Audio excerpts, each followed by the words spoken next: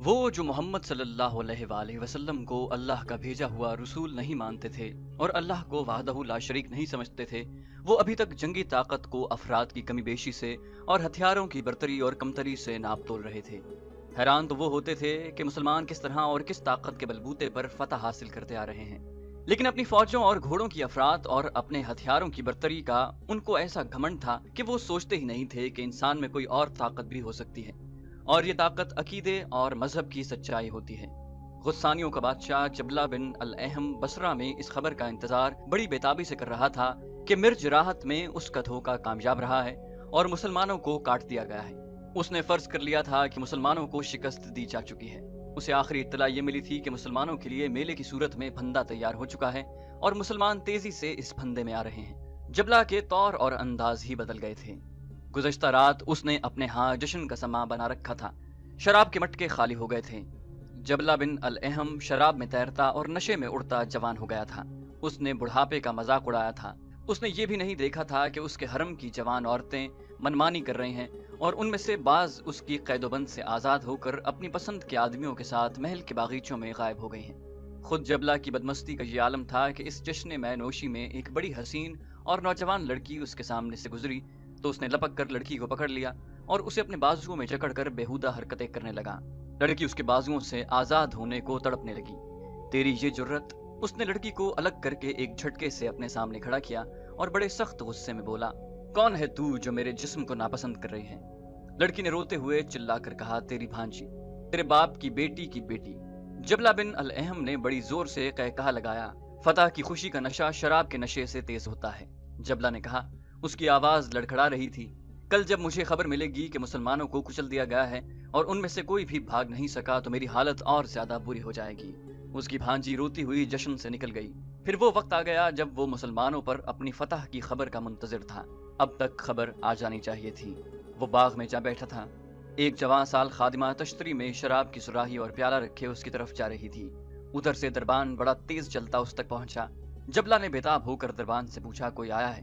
دربان نے دبے دبے سے لہجے میں کہا، قاصد آیا ہے، زخمی ہے۔ جبلہ نے جوش سے اٹھتے ہوئے کہا، بھیجو اسے، وہ فتح کی خبر لایا ہے، اسے جلدی میرے پاس بھیجو۔ خادمہ تشتری اٹھائے اس کے قریب کھڑی تھی۔ ادھر سے ایک زخمی چلا آ رہا تھا، وہیں سے کہو کہ تم فتح کی خبر لائے ہو۔ جبلہ بن الاحم نے کہا۔ زخمی قاصد نے کچھ نہ کہا، وہ چلتا آیا۔ اس کے کپڑے اپنے زخموں کے خون سے لال تھے، اس کا سر کپڑے میں لپٹا ہوا تھا۔ کیا تم اتنے زخمی ہو کہ بول نہیں سکتے؟ جبلہ نے بلند آواز سے کہا۔ بول سکتا ہوں، قاصد نے کہا، لیکن جو خبر لایا ہوں وہ اپنی زبان سے سنانے کی جرت نہیں۔ جبلہ کی آواز دب سی گئی، کیا کہہ رہے ہو؟ کیا مسلمان پھندے میں نہیں آئے؟ قاصد نے شکست خوردہ آواز میں کہا، آ کر نکل گئے۔ ہاں، وہ نکل گئے۔ انہوں نے ایسی چال چلی کہ ہم ان کے پھندے میں آ گئے۔ اپنی فوج کٹ گئی ہے، مرج راحت کو انہوں نے لوٹ لیا ہے۔ جبلہ بن الاحم نے تشتری سے شراب کی سراہی اٹھائی۔ خادمہ نے پیالہ اٹھا کر اس کے آگے کیا۔ جبلہ نے سراہی بڑی زور سے قاصد پر پھینکی۔ قاصد بہت قریب کھڑا تھا، سراہی اس کے ماتھے پر لگی، وہ تیورا کر گر گیا۔ جبلہ نے خادمہ کے ہاتھ سے پیالہ چھین کر اس کے منہ پر مارا اور لمبے لمبے ڈگ بھرتا وہاں سے چلا گیا۔ غسانیوں کے بادشاہ کا محل ماتمی فضا میں ڈوب گیا۔ مرج راحت کے بھگوڑے غسانی بصرہ میں آ گئے اور بصرہ ماتمی شہر بن گیا۔ اصل ماتم تو ان کے جہاں تھا جن کے بیٹے، بھائی، خامد اور باپ اس پھندے میں آ کر مارے گئے تھے، جو انہوں نے خالد رضی اللہ عنہ کے مجاہدین کے لیے تیار کیا تھا۔ اس ماتم کے ساتھ ایک دہشت آئی تھی اور یہ دہشت ہر گھر میں پہنچ گئی تھی۔ ان کے تیر زہر میں بجھے ہوئے ہوتے ہیں، کسی کو اس تیر سے خراش بھی آ جائے تو وہ مر جاتا ہے۔ ان کے گھوڑے پروں والے ہوتے ہیں، کہتے ہیں ہوا سے باتیں کرتے ہیں۔ ان مسلمانوں کا رسول صلی اللہ علیہ وآلہ وسلم نعوذ باللہ جادوگر تھا، اس کا جادو چل رہا ہے، ان کے سامنے لاکھوں کی فوج بھی نہیں ٹھہر سکتی۔ سنا ہے دل کے بڑے نرم ہیں، جو ان کے آگے ہتھیار ڈال دیتے ہیں انہیں وہ گلے لگا لیتے ہیں۔ جس شہر میں ان کا مقابلہ ہوتا ہے اس شہر کی اینٹ سے اینٹ بجا دیتے ہیں، کسی کو زندہ نہیں چھوڑتے، لڑنے والوں کو پکڑ کر لے جاتے ہیں۔ دبی دبی ایسی آوازیں سنائی دیتی تھی۔ مذہب ان کا سچا معلوم ہوتا ہے، وہ اللہ اور اس کے رسول صلی اللہ علیہ وآلہ وسلم کو مانتے ہیں، یہی ان کی طاقت ہے، جنون سے لڑتے ہیں۔ ان لوگوں پر جو حیرت اور دہشت طاری ہو گئی تھی اس میں وہ حق بجانب تھے، تم لوگ بصرہ کو بھی نہیں بچا سکو گے۔ جبلہ بن الاحم قہر بھرے لہجے میں اپنے سالاروں سے کہہ رہا تھا، تمہاری بزدلی کو دیکھ کر میں نے رومیوں کو مدد کے لیے پکارا ہے۔ اگر تم مسلمانوں کو شکست دے دیتے تو میں رومیوں کے سینے پر کودتا، ان پر میری دھاک بیٹھ جاتی، مگر تم نے مجھے کہیں کا نہیں چھوڑا۔ رومی ہمارے پایا تخت کی حفاظت کرنے آئے ہیں، وہ اپنے سالاروں کو کوس ہی رہا تھا کہ اسے اطلاع ملی کہ مسلمانوں کی فوج بصرہ کی طرف بڑھ رہی ہے۔ اس نے گھبرائے ہوئے لہجے میں کہا، اتنی جلدی؟ مرج راحت سے وہ اتنی جلدی بصرہ تک کس طرح آ گئے؟ رومی سالار کو اطلاع دو۔ رومی فوج جو خالد رضی اللہ عنہ کی کامیابیوں کی خبریں سن کر جبلہ بن الاحم کی مدد کو آئی تھی، وہ بصرہ کے باہر خیمہ زن تھی۔ اس کے سالار کو اطلاع ملی کہ مسلمانوں کی فوج آ رہی ہے تو سالار نے فوج کی تیاری کا حکم دے دیا۔ اس فوج میں عرب عیسائی بھی تھے۔ فوج جو بصرہ کی طرف بڑھ رہی تھی وہ خالد رضی اللہ عنہ کی نہیں تھی، یہ ایک مسلمان سالار شرجیل بن حسنہ رضی اللہ عنہ کی تھی، جس کی نفری 4000 تھی۔ مسلمان لشکر جو شام کی فتح کے لیے بھیجا گیا تھا، یہ اس کا حصہ تھا۔ خلیفۃ المسلمین کے احکام کے مطابق سالار ابو عبیدہ نے لشکر کے دوسرے حصوں کو بھی یکجا کر کے اپنی کمان میں لے لیا تھا۔ بصرہ پر شرجیل بن حسنہ رضی اللہ عنہ کے حملے کا پس منظر یہ تھا کہ خلیفۃ المسلمین نے ابو عبیدہ رضی اللہ عنہ کو ایک خط لکھا تھا، میں نے خالد بن ولید کو یہ کام سونپا ہے کہ رومیوں پر چڑھائی کرے، تم پر اس کی اطاعت فرض ہے، کوئی کام اس کے حکم کے خلاف نہ کرنا، میں نے اسے تمہارا امیر مقرر کیا ہے۔ مجھے احساس ہے کہ دین کے باقی معاملات میں تم خالد سے برتر ہو اور تمہارا رتبہ اونچا ہے، لیکن جنگ کی جو مہارت خالد رضی اللہ عنہ کو ہے وہ تمہیں نہیں۔ اللہ ہم سب کو صراط مستقیم پر چلنے کی توفیق دے۔ خالد رضی اللہ عنہ کو اس لشکر کا سالار اعلیٰ مقرر کیا گیا۔ جس وقت خالد رضی اللہ عنہ اپنے راستے میں آنے والی تمام رکاوٹوں کو کچلتے جا رہے تھے، اس وقت ابو عبیدہ رضی اللہ عنہ فارغ بیٹھے تھے۔ خالد رضی اللہ عنہ نے جب مرج راحت کے مقام پر بھی دشمن کو شکست دے دی تو ابو عبیدہ رضی اللہ عنہ نے اپنے سالاروں کو بلایا۔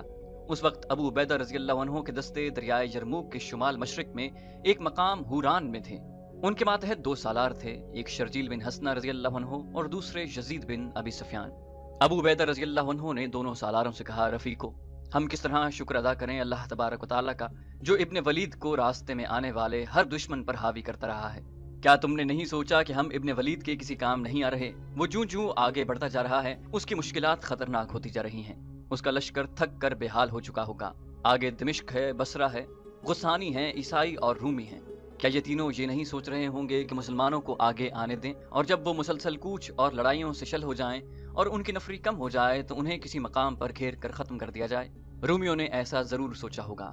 سالار یزید بن ابی سفیان رضی اللہ عنہ نے کہا، رومی لڑنے والی قوم ہے اور اس کے سالار عقل والے ہیں، خدا کی قسم میں رومیوں کو ایسا موقع نہیں دوں گا۔ ابو عبیدہ رضی اللہ عنہ نے پرجوش لہجے میں کہا، کیا ہم اتنی دور سے ابن ولید کی کوئی مدد نہیں کر سکتے؟ بے شک کر سکتے ہیں، آپ نے جو سوچا ہے وہ ہمیں بتائیں ابو عبیدہ۔ شرجیل بن حسنہ رضی اللہ عنہ نے کہا، اللہ اس کا مددگار ہے۔ ابن ولید کے آگے دمشق اور بصرہ 2 ایسے مقام ہیں جہاں رومیوں اور غسانیوں نے اپنی فوجیں جمع کر رکھی ہوں گی۔ ابو عبیدہ رضی اللہ عنہ نے کہا، اس سے پہلے کہ سالار اعلیٰ ابن ولید بصرہ پہنچے ہم بصرہ پر حملہ کر دیتے ہیں، اس سے یہ ہوگا کہ رومی اور غسانی بھی تازہ دم نہیں رہیں گے۔ ابو عبیدہ نے شرجیل رضی اللہ عنہ سے کہا، ابن حسنہ، میں یہ کام تمہیں سونپتا ہوں، 4000 نفری کافی ہوگی۔ ابو عبیدہ رضی اللہ عنہ نے سالار شرجیل بن حسنہ رضی اللہ عنہ کو ہدایات دی اور بصرہ کو روانہ کر دیا۔ اس وقت خالد رضی اللہ عنہ مرج راحت سے فارغ ہو چکے تھے اور انہوں نے ابو عبیدہ رضی اللہ عنہ کے نام یہ پیغام دے کر قاصد روانہ کر دیا تھا کہ ابو عبیدہ رضی اللہ عنہ اپنے دستوں کے ساتھ انہیں بصرہ کے قریب کہیں ملیں۔ خالد رضی اللہ عنہ نے مرج راحت کے قصبے کے باہر 2-4 روز قیام کیا تھا۔ شرجیل رضی اللہ عنہ 4000 مجاہدین کے ساتھ بصرہ پہنچ گئے۔ رومی بصرہ کے باہر خیمہ زن تھے، وہ سمجھے یہ خالد رضی اللہ عنہ کی فوج ہے۔ ان کے جاسوسوں نے انہیں بتایا کہ اس فوج کا سالار کوئی اور ہے۔ مورخ لکھتے ہیں کہ رومی سالار یہ سمجھے کہ یہ مسلمانوں کی فوج کا ہراول ہے اور پوری فوج پیچھے آ رہی ہے۔ وہ مان نہیں سکتے تھے کہ اتنی بڑی فوج اتنے بڑے لشکر کو محاصرے میں لینے آئی ہوگی۔ رومی فوج جس کی تعداد 12000 تھی قلعے کے اندر چلی گئی۔ بصرہ قلعہ بند شہر تھا۔ شرجیل رضی اللہ عنہ نے قلعے کے قریب مغرب کی طرف کیمپ کیا اور اپنے لشکر کو کئی دستوں میں تقسیم کر کے قلعے کے ہر طرف متعین کر دیا۔ 2 دن گزر گئے، رومی اور غسانی قلعے کی دیواروں کے اوپر سے مسلمانوں کو دیکھتے رہے۔ شرجیل رضی اللہ عنہ نے قلعے کے ارد گرد کچھ نہ کچھ حرکت جاری رکھی۔ دشمن قلعے سے دور دور بھی دیکھتا تھا۔ اسے توقع تھی کہ مسلمانوں کی پوری فوج آ رہی ہے۔ اسے اب اپنے جاسوسوں کے ذریعے کوئی خبر نہیں مل سکتی تھی کیونکہ قلعہ محاصرے میں تھا۔ سالار شرجیل بن حسنہ رضی اللہ عنہ کے متعلق یہ بتانا ضروری ہے کہ وہ رسول کریم صلی اللہ علیہ وآلہ وسلم کے قریبی صحابی تھے۔ جو صحابہ کرام وہی لکھتے تھے ان میں شرجیل بن حسنہ رضی اللہ عنہ خاص طور پر قابل ذکر ہیں۔ اسی حوالے سے انہیں کاتب رسول کہا جاتا تھا۔ شرجیل رضی اللہ عنہ کا زہد و تقوی تو مشہور تھا ہی، وہ فن حرب و ضرب اور میدان جنگ میں قیادت کی مہارت رکھتے اور کہا کرتے تھے کہ انہوں نے یہ فن خالد رضی اللہ عنہ سے یمامہ کی جنگ میں پھر آتش پرستوں کے خلاف لڑائیوں میں سیکھا ہے۔ محاصرہ بصرہ کے وقت ان کی عمر 70 سال سے کچھ ہی کم تھی۔ जज्बे और जोश व खरोश के लिहाज से वो जवान थे और उनकी शहसवारी और तेगजनी जवानों जैसी ही थी। महासरे का तीसरा दिन था। रूमियों को यकीन हो गया कि मुसलमानों की नफरी इतनी ही है जिसने महासरा कर रखा है। अगर मजीद फौज ने आना होता तो अब तक आ चुकी होती। चुनाचे उन्होंने अपनी 12,000 नफरी की फौज बाहर निकाल ली। नफरी की अफराद के बल पर वो ऐसी दलेराना कार्रवाई कर सकते थे। मुसलमान कुल 4,000 थे। शर्जील रजी अल्लाह अन्हु ने बड़ी तेजी से अपने दस्तों को इकट्ठा करके जंगी तरतीब में कर लिया। इस तरह दोनों फौजें आमने सामने आ गईं। शर्जील रजी अल्लाह अन्हु ने आगे आकर बुलंद आवाज से कहा, ए रूमियों, खुदा की कसम हम भागने के लिए नहीं आए। अपनी पहली शिकस्तों को याद करो। तुम हर मैदान में हमसे ज्यादा थे। खून खराबे से तुम बचते क्यों नहीं? हमारी शर्तें सुन लो और अपने शहर और अपनी आबादी को तबाही से बचा लो। हम शिकस्त खाने के लिए बाहर नहीं आए। रूमी सालार ने आगे आकर कहा, वापस चले जाओ और जिंदा रहो। वो कोई और थे जिन्होंने तुमसे शिकस्तें खाई हैं। शर्जील रजी अल्लाह अन्हु ने ऐलान किया, खुदा की कसम हम लड़ाई से मुंह नहीं मोड़ेंगे, लेकिन तुम्हें एक मौका देंगे कि सोच लो। आगे आओ और हमारी शर्तें सुन लो। मुकालमों और ललकार का तबादला हुआ और रूमी सालारों ने शराइत पर बातचीत करने का फैसला कर लिया। उनका सिपाह सालार आगे आ गया। इधर से शर्जील रजी अल्लाह अन्हु आगे गए। रूमी सालार ने कहा, बोल ए मुसलमान सालार, अपनी शर्त बता। शर्जील रजी अल्लाह अन्हु ने कहा, इस्लाम कबूल कर लो। ये मंजूर नहीं तो जिजिया अदा करो। ये भी मंजूर नहीं तो लड़ाई के लिए तैयार हो जाओ। हम अपना मजहब नहीं छोड़ेंगे और हम जिजिया नहीं देंगे। लड़ाई के लिए हम तैयार हैं। उसके साथ ही रूमी सालार ने मुसलमानों पर हमले का हुक्म दे दिया। रूमियों की तादाद 3 गुना थी। शर्जील रजी अल्लाह अन्हु ने अपने 4,000 मुजाहिदीन को जंगी तरतीब में सफारा कर रखा था। उन्हें अपनी नफरी की किल्लत का एहसास भी था। उन्होंने अपने दोनों पहलुओं को फैला दिया था ताकि दुश्मन घेरे में न ले सके। रूमी जंगजू थे और उनके सालार तजर्बाकार थे। वो मुसलमानों को घेरे में लेने की ही कोशिश कर रहे थे। लड़ाई घमसान की थी। शर्जील रजी अल्लाह अन्हु कासिदों को दाएं बाएं दौड़ा रहे थे और मुजाहिदीन को ललकार भी रहे थे। मुजाहिदीन अपनी रिवायत के मुताबिक बेजिगरी से लड़ रहे थे, लेकिन रूमी 12,000 थे। उनके सालार उन्हें दाएं बाएं फैलाते जा रहे थे। शर्जील रजी अल्लाह अन्हु ने अपने दाएं और बाएं देखा तो उन्हें अपने दस्तों की सूरत हाल बड़ी तशवीशनाक दिखाई दी। ऐसी सूरत हाल पसपाई का मुतालबा करती है, लेकिन शर्जील रजी अल्लाह अन्हु की ललकार पर मुजाहिदीन का जोश और जज्बा बढ़ गया। वो पसपाई के नाम से नावाकिफ थे। उन पर जुनूनी कैफियत तारी हो गई और 4-5 घंटे गुजर गए। फिर वो सूरत पैदा हो गई जिससे शर्जील रजी अल्लाह अन्हु बचने की कोशिश कर रहे थे। दुश्मन के पहलू फैलकर मुसलमानों के पहलुओं से आगे निकल गए थे। वो घेरे में आ चुके थे। शर्जील रजी अल्लाह अन्हु ने अपने दोनों पहलू के कमांदारों को पैगाम भेजे, अंदर की तरफ नहीं सुकड़ना, बाहर की तरफ होने की कोशिश करो। शर्जील रजी अल्लाह अन्हु की चालें बेकार होने लगी। बेशक मुसलमानों का जज्बा रूमियों की निस्बत ज्यादा था, लेकिन रूमी तादाद में इतने ज्यादा थे कि मुसलमानों पर गालिब आ सकते थे। शर्जील रजी अल्लाह अन्हु ने ललकार कर कहा, अल्लाह के परस्तारो, फतह या मौत, अल्लाह से मदद मांगो। अल्लाह की राह में जाने दे दो, अल्लाह की मदद आएगी। मुसलमानों के लिए इस जिंदगी और मौत का मारिका बन गया था। शर्जील रजी अल्लाह अन्हु की पुकार और ललकार पर मुजाहिदीन ने बुलंद आवाज से कलमा तैयबा का विर्द शुरू कर दिया, जिससे उन्हें तकवियत मिली, लेकिन रूमी उन पर हावी हो गए थे। मुसलमानों के जोश और जज्बे में कहर पैदा हो गया था। रूमी फौज मुसलमानों के अकब में चली गई। अब मुसलमानों का कुचला जाना यकीनी हो गया था।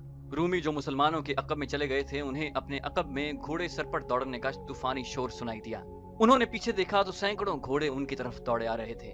उनके आगे 2 सवार थे जिनके हाथों में तलवारें थीं। उनमें से एक के सर पर जो इमामा था उसका रंग सुर्ख था। वो खालिद रजी अल्लाह अन्हु थे। खालिद रजी अल्लाह अन्हु अपने लश्कर के साथ बसरा की तरफ आ रहे थे। उनके रास्ते में दमिश्क आया, लेकिन वो दमिश्क से हटकर गुजर आए थे। पहले वो बसरा को फतह करना चाहते थे। ये अल्लाह के इशारे पर हुआ था। अल्लाह ने कातिब रसूल सल्लल्लाहु अलैहि वसल्लम की पुकार और दुआ सुन ली थी। खालिद रजी अल्लाह अन्हु जब कूच करते थे तो अपने जासूसों को बहुत आगे भेज दिया करते थे। बसरा की तरफ आते वक्त भी उन्होंने जासूसों को बहुत आगे भेज दिया था। खालिद रजी अल्लाह अन्हु बसरा से तकरीबन 1 मील दूर थे जब उनका एक शुतर सवार जासूस ऊंट को बहुत तेज दौड़ाता वापस खालिद रजी अल्लाह अन्हु के पास गया और उन्हें बताया कि मुसलमानों का कोई लश्कर बसरा के बाहर रूमियों के घेरे में आ रहा है। खालिद रजी अल्लाह अन्हु ने कहा, कौन है वो सालार? और सवार दस्तों को एड़ लगाने और बर्छियां और तलवारें निकालने का हुक्म दे दिया। खालिद रजी अल्लाह अन्हु के साथ जो दूसरा सवार घोड़सवारों के आगे आगे आ रहा था वो खलीफतुल मुस्लिमीन का बेटा अब्दुर्रहमान रजी अल्लाह अन्हु थे।